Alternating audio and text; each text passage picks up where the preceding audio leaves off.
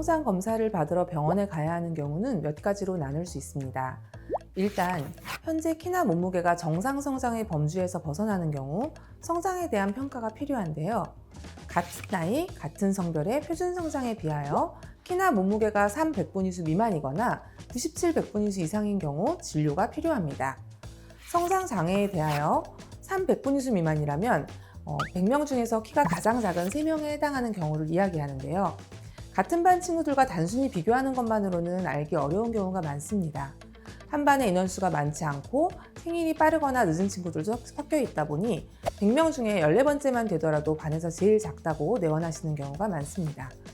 그래서 다니시는 동네 소아청소년과 의원에서 키 백분위수를 문의하시거나 질병관리청 인터넷 페이지에서 성장 상태 측정 계산기를 이용하여 현재 성장 상태를 확인하실 수 있습니다. 단순히 현재 키가 작지 않더라도 성장 속도가 1년에 4cm 미만이거나 성장 속도가 점점 떨어져 키 백분위수가 점점 작아지는 경우 평가가 필요합니다.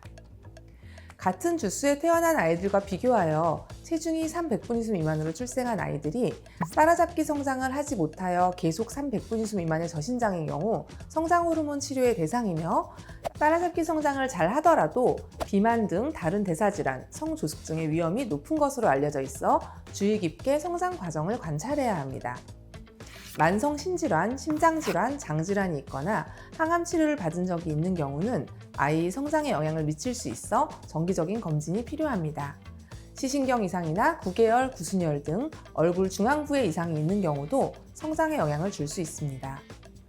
체질량 지수 BMI 값을 기준으로 같은 나이, 같은 성별의 표준 성장과 비교하여 85 백분위수 이상이면 과체중, 95 백분위수 이상이면 비만에 해당되는데, 이는 저체중과 더불어 주의 깊게 관찰하고 평가해야 하는 대상으로 병원에 내원하셔야 하는 상태입니다.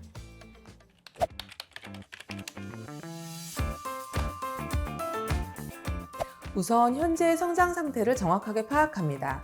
키와 몸무게를 측정하여 같은 성별과 나이 또래의 아이들과 비교합니다. 이를 통해 아이가 백분위수상 어느 위치에 있는지 확인을 하죠.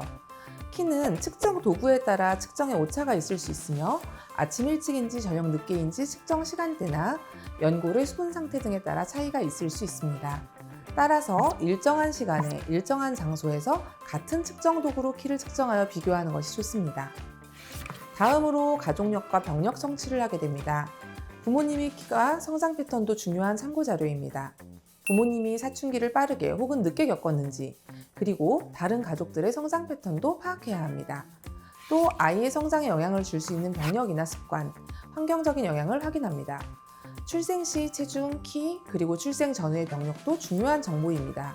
영유아 검진 자료 등을 통해 대략적인 성장 속도를 추적할 수 있습니다. 이러한 신체 계측과 병력 성취 이후에 정확한 성장 상태 확인을 위한 뼈 나이 측정을 위해 엑스레이 촬영을 합니다. 이는 뼈의 성숙도를 측정하는 중요한 검사입니다. 성장 장애가 의심되면 성장에 영향을 줄 수 있는 전신질환이나 내분비 질환, 유전 질환이 있는지 추가적인 혈액 및 소변 검사를 시행합니다. 이러한 혈액 검사에는 빈혈이나 간 기능, 혼밥 기능 등 건강 상태에 대한 일반적인 검사뿐만 아니라 갑상선 호르몬, 성장 인자 등에 대한 평가가 포함되며 필요한 경우 성호르몬이나 염색체 검사나 특정 유전자도 시행할 수 있습니다. 만약 성장 호르몬 결핍증이 의심되면 성장 호르몬 자극 검사를 진행하고 성장 호르몬을 분비하는 내분비 기관인 뇌하수체 MRI를 통해 뇌 병변 여부를 확인하게 됩니다. 이처럼 성장 검사는 단순한 키 측정만이 아니라 아이의 전체적인 성장 과정과 건강 상태를 면밀히 살펴보는 중요한 검사입니다. 아이가 잘 크고 있는지 궁금하시다면 현재 성장 상태와 성장 속도의 변화를 살펴보시고 병원에 방문하시는 것이 좋겠습니다.